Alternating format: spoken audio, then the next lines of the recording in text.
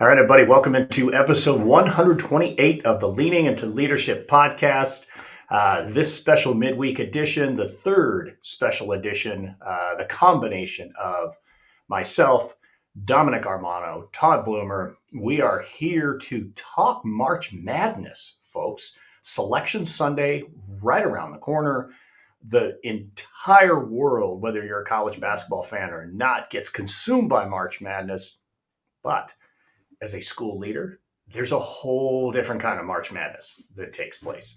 So we'll probably talk a little bit of March Madness hoops, but we're going to talk a little bit of March Madness as well. All the silliness that happens during the month of March. You've got assessments, you've got hiring season, you've got budget, you've got all kinds of goofy stuff. March seems to be the time of year when our employees do silly things that just consume our time. We've got athletics going crazy, all kinds of fun things happening in the month of March. So with that, gentlemen, great to see you. I'm excited about episode 3. Todd, I'm going to come over to you first because there is no crazier place in March than the high school principal's office.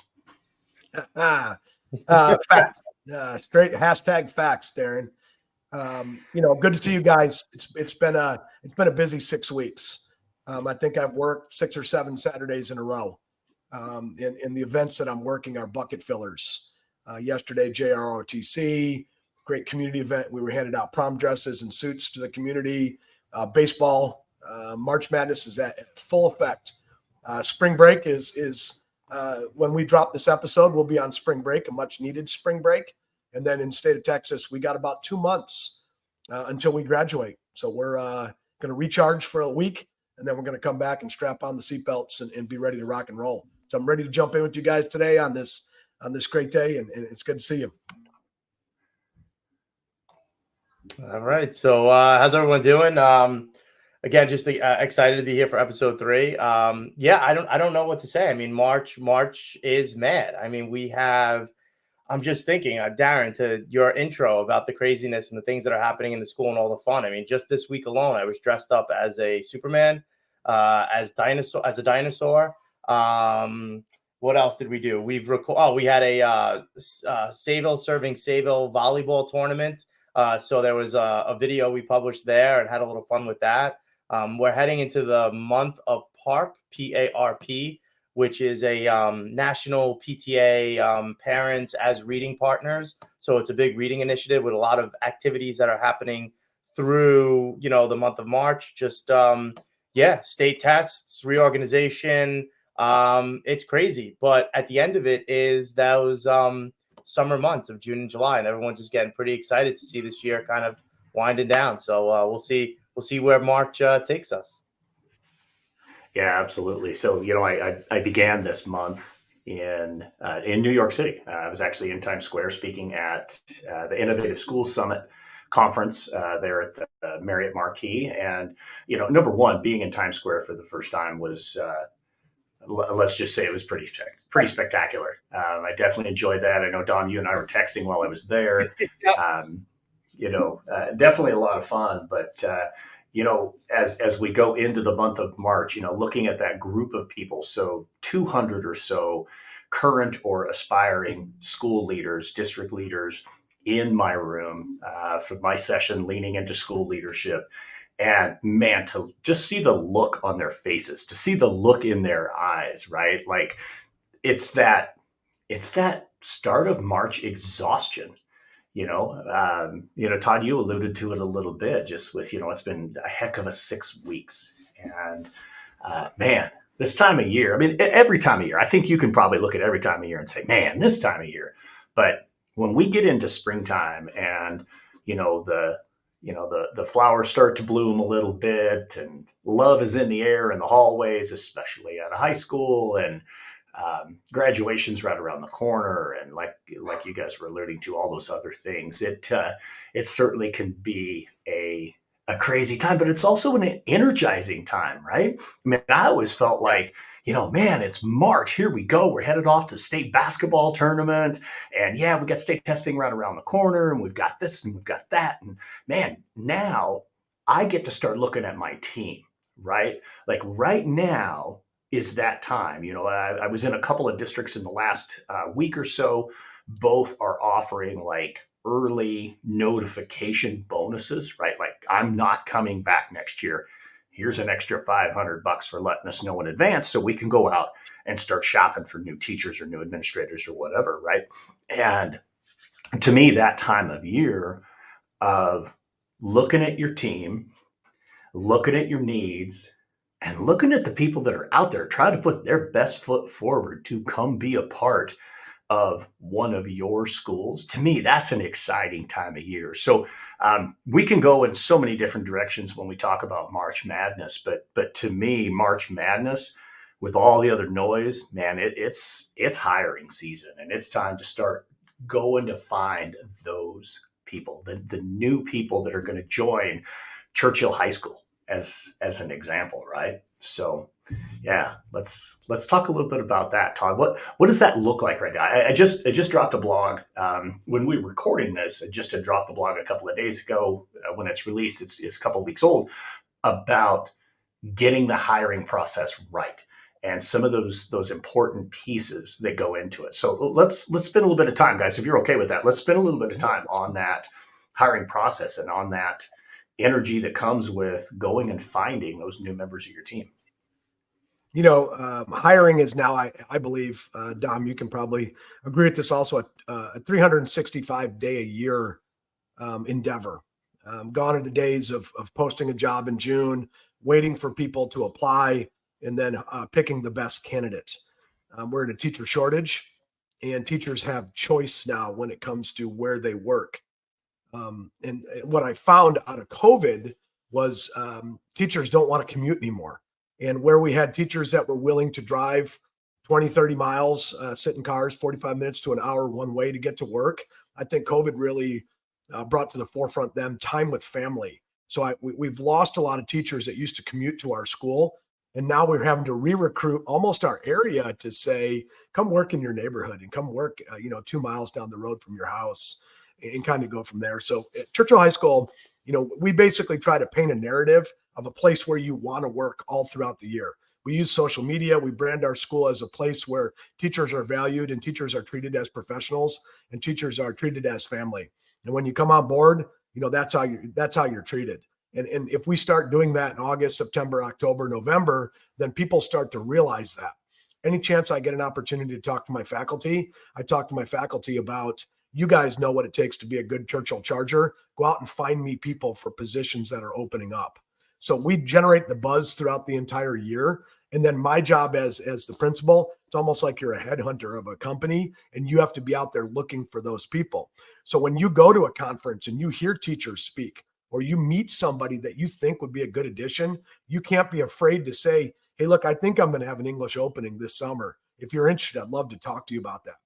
And I don't think that's tampering with anybody. I think it's just seeing great quality and wanting to add them to your team. Because at the end of the day, there's all's fair in love and war.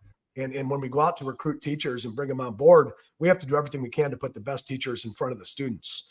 And so as we get into March now, we're going to get our allocations for next year this week. So we'll know what that looks like, and then we'll know what we're up against. And then we'll start that process of saying, okay, we've been thinking in our mind, we need this English teacher or this socialized teacher to add to our team to take it to that next level. Now let's go out and get that person. So it's an ongoing process throughout the whole year. And to be honest with you guys, it really excites me. I love going out there and finding the right fit for our campus. I don't do a lot of things well as a principal, but the thing I think I do really well is finding great people to add to our team. Well, I think number one, you probably do a whole lot more than you give yourself credit for. Really, really well as a principal. You wouldn't still be in that role, but I do think, and I could be wrong, but this is not the NFL. I don't think there's a tampering rule. I don't think there's anything that keeps you from having those conversations and saying, man, I would love to have you on my team someday. And if I have the opportunity, let's gauge the interest, right? Dom, I'm curious, obviously we were talking about this before we hit the record button. You and Todd, just from an academic calendar standpoint, are at least a month, if not a month and a half apart in the process. So for Todd right now in early mid-March, he's well into that swing. You can't sit back, right? Like you can't sit back No. and wait another month to compete, to compete against, schools in Texas. Or I'll tell a story Yeah. here in just a minute. I want to have you respond here a little bit, but then I'm going to share a story with a principal I had a conversation with recently in Las Vegas. One of our listeners, Tika Epstein, big shout out to Tika. But we had a really interesting conversation about hiring and recruiting in Clark County. So go ahead, Dom. Again, let's talk about that 6-week lag in there. Yeah, so we are our academic calendar for the kids, right, is September, usually after Labor Day. So September 3rd, 4th, depending on the calendar. And then they run through about June 25th, 26th, 27th. My calendar is usually August, the last 2 weeks of August. So you're looking at like August 16th, 17th through June 30th. So we are, I guess, about a month. We are where Todd was last month. So as much as we're talking about reorganization and, the conversations are getting started now, we're not 100% in it or ready to go. It's a phase in, but it's a step-by-step process. So I think by April 15th or so, our school board has to adopt the proposed budget by the district. And then once that gets adopted, then we'll kind of know what we're looking at in terms of staffing and placements. Teachers, I think they've already, submitted retirements to central office. So we do have an idea of, each building has an idea of who's retiring. So that kind of, you start thinking about that. But the other interesting thing is, hiring sometimes happens throughout the year. And maybe not necessarily in teaching positions, but especially with support staff.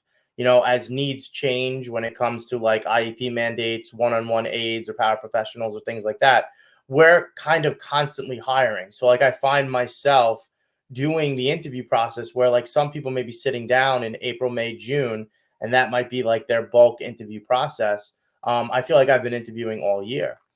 Interestingly enough, we have not yet really seen the teacher shortage impact the Long Island, New York area yet.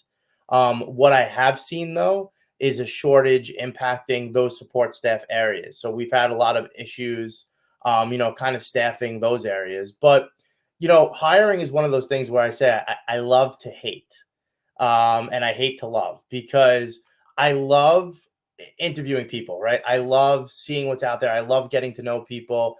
I also use interviewing as a way for me to learn, because again, there are some of these, for lack of a better term, newbies, right, that are out there. Maybe they've just graduated. They're looking to find a job. They're bringing their A game to the table when they're meeting with you. The things that they bring up and they say, or the initiatives that they share, it just blows you away.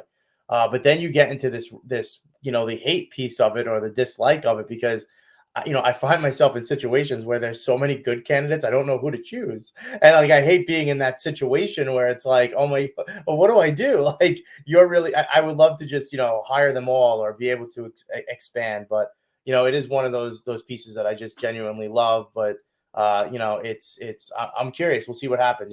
This is going to be the first time I'm hiring where I am. It's just interesting because I've taken time this year to get to know the building. And now I'm excited to hopefully be able to create new matches and really, make that, perfect. So we'll see. Hey, Darrin, can I jump in there real quick? Dom, one thing, state of Texas, I'll speak for the entire state. Those candidates that you have multiple ones that you wish you could hire, encourage them to move to Texas, because we have plenty of openings. You got it, Todd. San Antonio, Churchill cluster is kind of what we need.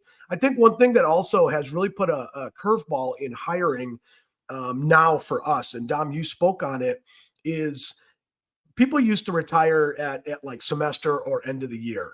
And now we have people leaving the profession on a random Tuesday.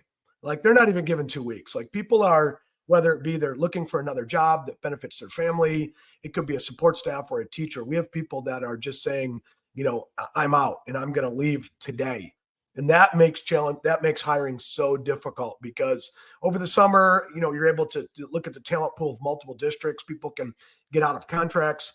in a random Tuesday in November or March, people are under contract. And that makes it difficult because now we're looking at long-term subs. When you have a long-term sub, that affects classroom instruction for where you have.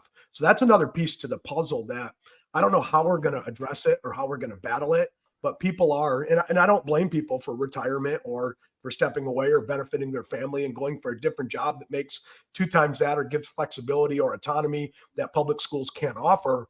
But it is a challenge for a public school leader that has to ensure that a great teacher is in front of every kid. It's interesting that you bring that up. One of the things that for me has been really eye-opening now in the work that I do is I always worked in systems that, Todd, you just described. You hire them, they're there for the year. They might tell you in November, hey, I'm leaving at the end of the year, but usually they get hired, they stay. Now, I've worked with a number of districts this year, especially up in the Northeast where Dom is, and that's just not how it functions there. One district in particular, a counselor, notifies on a Monday, hey, here's my 2-week notice. And in the meantime, they're waiting on, the new counselor to come 6 weeks later after they've interviewed and hired that person. And within that same district, talking with one of the principals, they just opened an assistant principal position, and they do believe that they'll fill it before the school year ends. That person will actually come in and start in May. So much different in other parts of the country where typically, working in Arizona, Wyoming, and Colorado, when you sign that contract, if you attempt to leave, the state or the district rather can request that the state rescind your license, where in other places that's just commonplace. I mean, Dom, am I misstating that? Is that what you see up in New York? Because I know in New Jersey, Yeah. where this particular district, that's just real common practice. Yeah, I mean, you've hit the nail on the head. I mean, especially, I don't know what it is, and I feel like I'm experiencing this probably for the first time in my career, and I've been doing this for 16 years. But yeah, postings are happening all the time. Like just as we, as being an administrator in New York, we get the postings, and it's just interesting to see the openings that are just trickling in throughout the year. Counselors, like you said, assistant principals, even principals. It's interesting to see, and I'm wondering if it has something to do with a lot of schools received increased funding for COVID, and so maybe that money has an expiration date to it, and they're constantly changing what you could use it for. So maybe as they're tweaking the grant, I don't even know, I don't even know the word I'm looking for, but as they're tweaking ways that you could spend the money, maybe that's why positions are opening up. But people are jumping and they're going, and whether it's to be closer to home or, again, like Todd was saying before, maybe because it's easier for your family. But yeah, I'm definitely seeing that a lot more now so than I've ever before. Yeah, I think it's really interesting. And I want to tie that back to something that Todd said, and then also something that I alluded to earlier, a conversation that I had with Tika Epstein in Las Vegas a couple of weeks ago. We sat and had a conversation about her school and about some of the positions that she'll be having come open, the number of positions that she'll have, which isn't a super huge number. I'm not going to say the number out loud because I don't want to jinx her and have that double on her, because it would totally be my fault.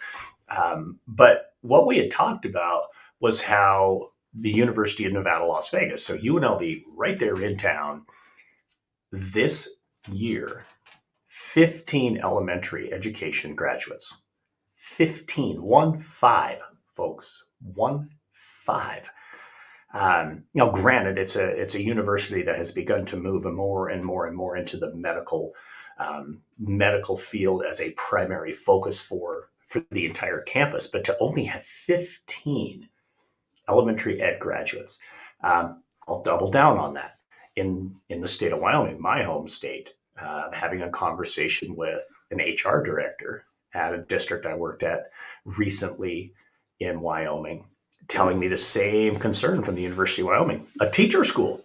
honestly, a teacher school. And so this is where I want to tie that all together.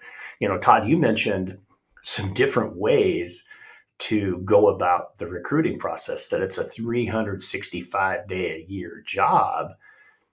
It used to be, and I love these too, by the way. It used to be, you loaded up and you had your suitcase with the cool banners, and your signs and all this kind of stuff, and you went to the job fairs, right? Like the University of Wyoming Job Fair was one of my favorites, and they would open the doors when the kids came running in to get signed up for their interviews, and there would be hundreds of them.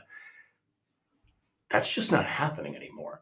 So, Todd, are you still going to job fairs, or what's the approach now? And feel free to give away some of your secrets, right? I mean, people are leaning in right now, like, Todd, tell me how to make this happen, because I don't have 45 people applying for an opening like Dominic does. That's why I'm coming to you. We still have job fairs, and I think traditionally the job fair will always be there. I do think that for success in Texas, it will be going out and recruiting throughout other states of the country. And I do think if New York and New Jersey and Long Island has a surplus, and I think that our districts will need to go tap into that. What I have done is twofold. High school principal. So every time I have an opportunity to talk to students, I talk to them about one day coming back home to Churchill High School and being a teacher. So I'm trying to plant that seed in their head any opportunity I can. In fact, just Friday, I spoke to a group of wrestlers and junior ROTC kids. And I said, every one of you has the ability to be a teacher. Every one of you has had a great experience here at Churchill. 4 years from now, if you choose to be a teacher, I will hire you. I will bring you home. You can work with the teachers right now that you love, and you can make a difference here. So I think our job is planting that seed in people to encourage them to do it. Second of all, I think that the future of our teacher is going to be alternative certified. Gone are the days of, like you mentioned, Darrin, of people at UNLV of going the traditional route in student teaching. I think we're going to see people that go into, I'll just use for lack of better words, a .com business and go work, and they work remote and they have these great jobs. And then all of a sudden that bubble breaks and they may not have a job, but they have experience working in business or something, and they want to come back. And I think that's where I am starting to capitalize on. So people that are out there in those jobs, to say to them, hey, if you're ever interested in teaching, come on back. And I'll add another thing that I think is the secret, like of what we have. Every new teacher that we get on campus, we can't afford to lose. We have to view those teachers as the most irreplaceable teachers on our campus. We have to meet with them, assist them, help them grow, give them feedback, build them up, anything that we can do to keep them. Because if every year we hire 30 teachers and every year it just keeps turning over and over again, we'll never win. But if we can keep the new teachers every single year and build upon that, then I think we can turn the tide. So I think it's going to be looking all over the country for folks to be able to be hired. I think it's going to be looking at alternative certified candidates. In fact, I know Dom sends out newsletters. I send out newsletters. In that newsletter this year, many times throughout the year, I have said, parents, if you want a schedule just like your child's schedule, or if you're tired of working in a cubicle and you want to teach, let's talk. I can talk to you about alternative certification programs to be able to go from there. And then I think once we get the teachers on the ground, we have to love on them and keep them so that they don't leave. Because if they keep leaving, we're in some trouble. Well, that's 100% the truth, right? I mean, forever, if you don't like the teachers in front of you, you've always had two choices: go get other ones or coach them up. That first option, the go get other ones, they're just not there. You've got to work hard to coach them up and love them up and help them really feel like they are part of your campus. I want to run with something that you talked about a little bit there, though. The alternative certification piece was for quite some time something that you would see, particularly in the career and technical education wing of your building. Maybe you get somebody who comes in and they teach intro to construction because they used to build houses for a living, or you had somebody who was doing architectural drawing, or whatever, right? Culinary arts. Best culinary arts teacher I ever worked with had been a chef in Laughlin, Nevada, and came on board and taught culinary at Kingman High School. He was amazing. Chef Gall, incredible guy. Man, we ate great too. Man, did we eat great as a staff. But here's my point. It's not just career and technical education anymore. I think you guys know this. I think the listeners know this. I'm teaching now as an adjunct faculty member at Fort Hays State University. And the course that I'm teaching right now, I have 17 graduate level students taking advanced classroom management, which I think it's only called advanced because it's a graduate level course, but these are all new to the profession people taking a graduate level course. Several of them are already in the classroom, teaching kindergarten, teaching third grade. I've got a couple teaching at the high school level. And it's not just, I'm going to go teach auto mechanics. It's, I want to be an English teacher. I want to be a science teacher. Whatever it might be. It's interesting to me that alternative certification route has become such a big avenue for teachers, not just in the CTE wing. Is that what you're seeing? Both of you guys, are you seeing alternative certifications for our more core level courses? I'm not actually. No. Like for me, it's still very much like I don't know. It's weird because so I've been waiting for this shortage that's happening everywhere else to kind of hit where I am, and it hasn't. And I know, I mean, I guess we are lucky, or I guess I am lucky because I do have multiple candidates, that I could choose from, but I know I haven't seen that. What I have seen though is recently the state is talking about, there was an article that was published, I'm going to say a couple weeks ago, but the state is talking about changing the requirements for teacher certification altogether because I think they're anticipating the shortage hitting. And one of the requirements that they're talking about is like eliminating the need for a master's degree, which in New York, in order to get permanently certified or professionally certified, you have to have that master's degree. So I think they're taking proactive steps. Maybe that's something that'll happen, but no, I haven't seen it. I'm still very much in this, like, all right, I have 500 applicants and I need one. So, but yeah, that's kind of where I am. I don't know. Yeah. Don't turn off the podcast, folks, because you're angry at Dom. Please don't do that. That's not fair. Sorry. I would tell you, right? Yeah. Well, I would tell you, the state of Arizona, when I first started teaching in 1995, same requirement. You had to have a master's degree within, I think it was 5 years. And within 2 years of me being there, they pulled the plug on that because Arizona was already starting to find gaps in being able to hire teachers. And I mean, guys, it was a long time. That was almost 30 years ago. So it's interesting that New York still has that requirement, but they're moving away from it. Go ahead, Todd. Texas does not have that requirement. You do not need a master's. A lot of people do have their master's, but you don't need that. But Darrin, to your point, yes, we are seeing math teachers, English teachers, core content area teachers that are alternative certified. And as I say that, that's not a bad thing. They bring such great life experiences with them. Sometimes they traditionally might be a little older than a 22 or 23-year-old first-year teacher. So with the right support and the right coaching and the right feedback, they have been very, very successful in what part of our mission and our goal to be a great school. But gone are the days of looking at an alternative certified candidate and looking down on them. Like now, it's just like any other candidate that puts their name in it. Can they do the job? Do they love kids? And let's go. Well, and I think on top of that too, I like how you touched on, with the right support and the right coaching. That's really, and I'm just really curious to hear this from the two of you guys in the trenches every single day as the building level principals. I bang the drum all the time about the instructional leadership responsibilities of the building principal, right? Like I was just speaking at this conference, my leaning into school leadership piece, a big chunk of what I talk about is how you carve out that time, how you don't spend only 16% of your time as an elementary principal or 10% of your time as a high school principal. That's what the research shows on instructional leadership, that you actually go and do more of that work and that coaching and supporting those alternative certified staff, just like any of your brand new staff. It's a good way to keep them there, right? So they don't feel beat down, so they don't feel like they don't know what they're doing. I mean, alternative certification, so often what we find is a gap in that pedagogy that they learn in that undergraduate program. But what we learn in our undergraduate programs, we don't carry that expertise from the field, like you talked about, Todd, in. So, I mean, it's kind of a given, it's give and trade, but it's really all about really providing that coaching and support and pushing on them, right? What you say is so true, because let's be honest. Let's throw it out there. Everyone who's listening knows what you learn in your undergraduate or graduate coursework to be a teacher or an administrator means nothing.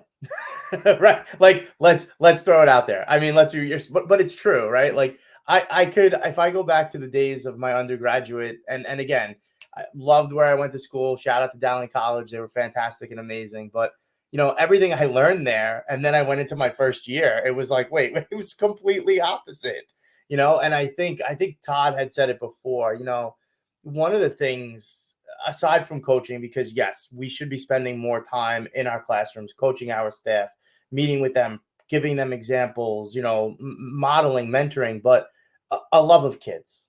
I think I think, Todd, you had said that, like, if you have a love of kids, no matter what age, whether they're the babies of the elementary school of me, or the high school babies, because technically they still are, if you really think about it, right?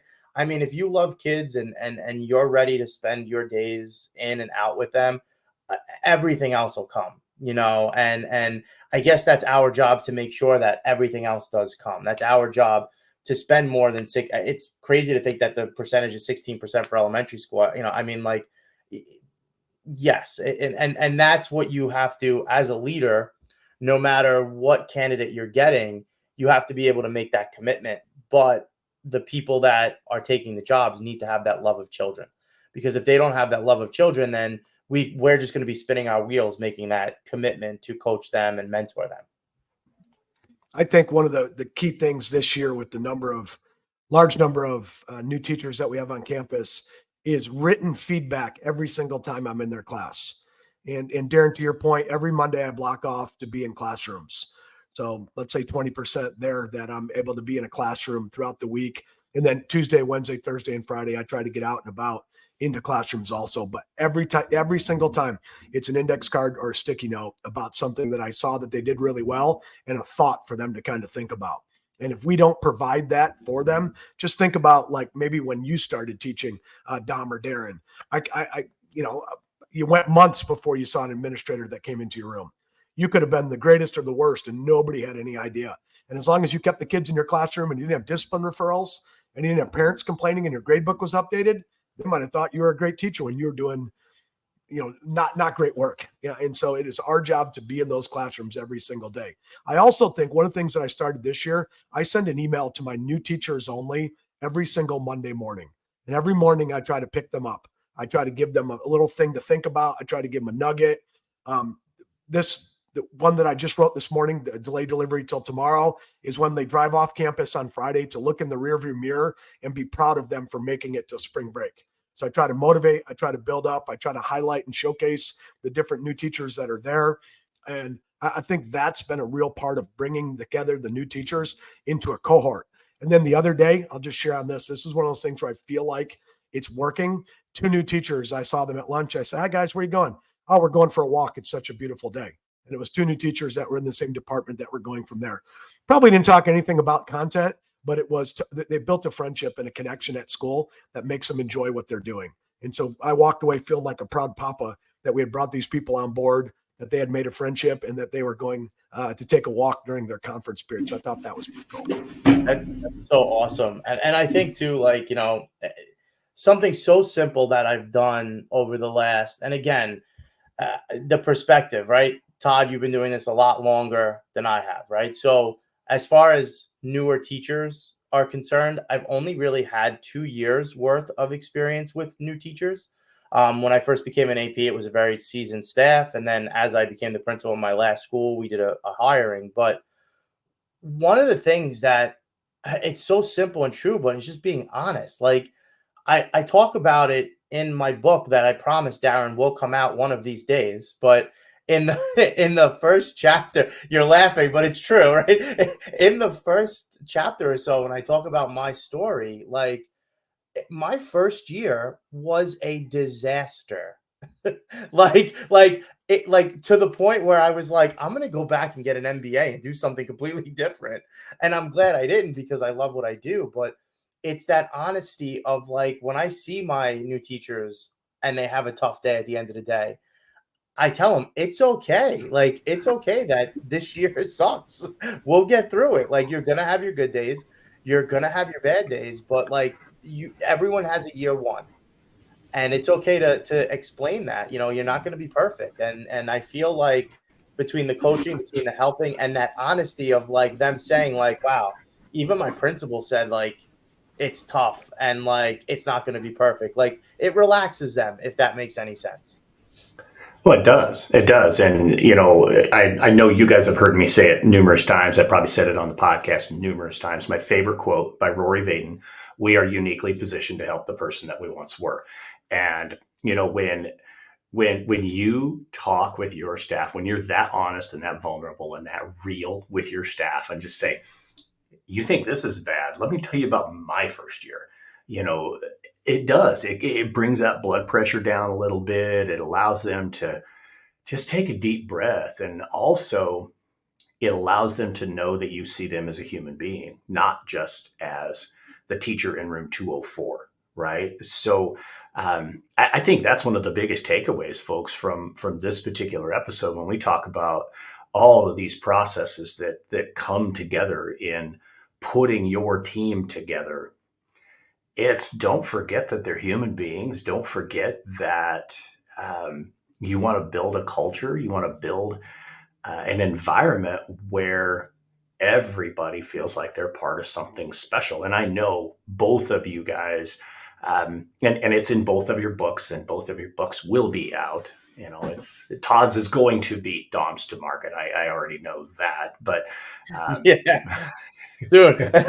mostly because his is done and turned in. There's certainly that. That's a part of it. But really, I mean, you guys are about building culture. That's what I'm about too. I mean, of my 6 things that I think truly matter in school leadership, number 1 is building and maintaining positive culture and climate. And number 2 is loving and supporting every single one of the adults that work on our campus. So let's maybe, try to move this towards a little bit of conclusion on our March Madness topic of getting the right pieces in place and keeping them there.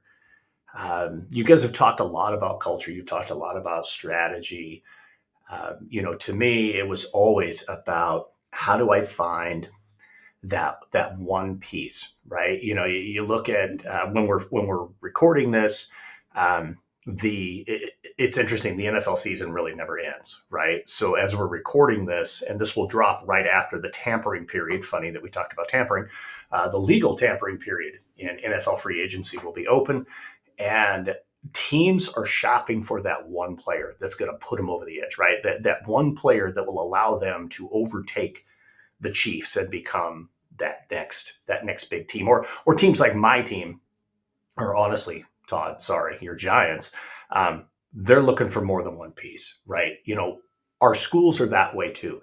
There are some schools that are looking for multiple pieces, and they're trying to figure out, how do I get the best value for what I can go after, where, Dom is, he's got 500 free agents and he's just trying to find that one guy, right? So, or that one gal, whatever it might be. What are some things as you guys think about that, as you look at the construction of your team right now? Where do you go? Every March, I show the same picture, and it's a picture of a basketball player from the University of Michigan. And he must have just made a shot or made a big play, and he turns to his bench, and the excitement from everybody on the bench and the people behind him is unbelievable. And I share that photo with my staff every year to talk about, as we finish and as we talk about March Madness and as we talk about the craziness of testing season, how it takes a complete team to finish the year. And if you notice the people on the bench, I equate the people on the bench, the ones that are not teaching the state assessments or the standardized tests that we have, or these may be the paraprofessionals, or these may be the first-year teacher. These are the people that are just supporting the cause. And then we talk about how excited everybody is for the success of somebody else. We really talk about how to come together as a great team, to come together as a great school. We have to band together and we have to cheer each other on, and we have to be happy when others get success, even if we're not a part of that success. And it's always been one of these real motivational type things that I love to share, because I think it taps into everybody's kind of spirit to say, I may be teaching a CTE course, and I know a teacher has a math algebra 1 state assessment. What can I do to help? How can I help out? Can I encourage a student in my class to go to tutoring? Can I ask a kid how they're doing in algebra? Can I look grades up? And we just talk about that. I think it does great wonders for the people on the court that are in the state assessment ring, but it also brings people together to say, holy cow, this is a lot of pressure and stress on you. Congratulations, you did a great job. So I think as we really talk about March Madness and that sports analogies, I think these just images of Shamadad or schools that never ever beat North Carolina rise up and beat Duke or North Carolina give great hopes that any school that's committed to a vision and any school that comes together as a team has a chance to be successful if they believe in themselves, they put great structures in place, and they continue to work hard. So March Madness is a great motivator when it comes to looking at standardized testing and how we can be successful.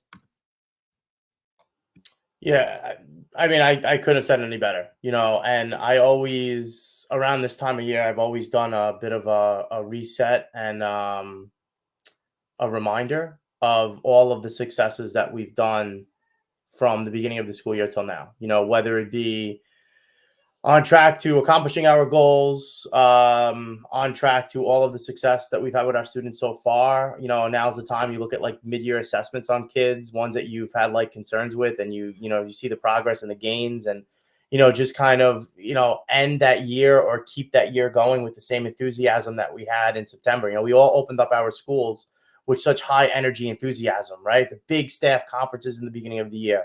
Try and do one now, leading into the March one. We're lucky enough. We have another superintendent's conference day happening at the end of the month, where we're, going to be just, again, taking that time to have that same September motivation, just getting the staff, getting the teachers, getting the kids ready to go into the second half of the year. I'm really excited for that. I'm really excited to just keep the fire burning. That's kind of where we are. So.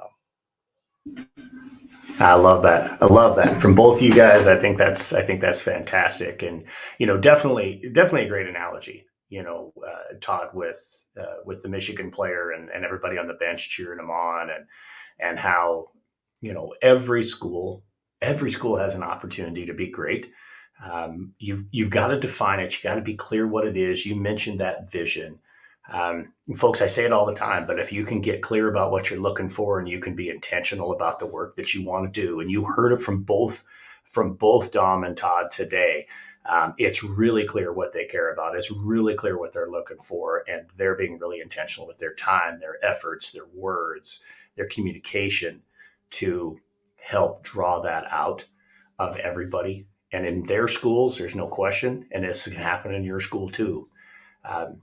When that vision is clear, when everybody knows what really it's all about, man, incredible things can happen, right? Because everybody starts to take ownership and they start to believe in that vision, and they know what their portion is and why.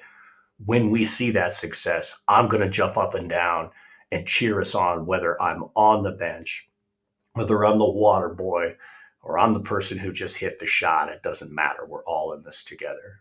Man, awesome episode today, guys. This was just so much fun. Really, really enjoy this collaboration with the two of you. I'm going to say this next week or next month in April, Dominic, we are coming to you. We want to know about that process. We've both talked about vision, Todd and I. We've talked about vision in this episode. You've been working on that with your staff, and I think in April it would be a great time to hear a little bit of an update of where you are in that process. You got it. I'm excited to share. Awesome stuff. Awesome stuff. Final thoughts. Dom, I'll go to you first. No, I just think, again, I think, March Madness, I think, is the perfect way to describe everything that we talked about today. Because just like the NCAA, we're talking about enthusiasm, we're talking about fun, we're talking about rebuilding, everything. So just wishing everybody a good, crazy month of March. I would say shout out to our families.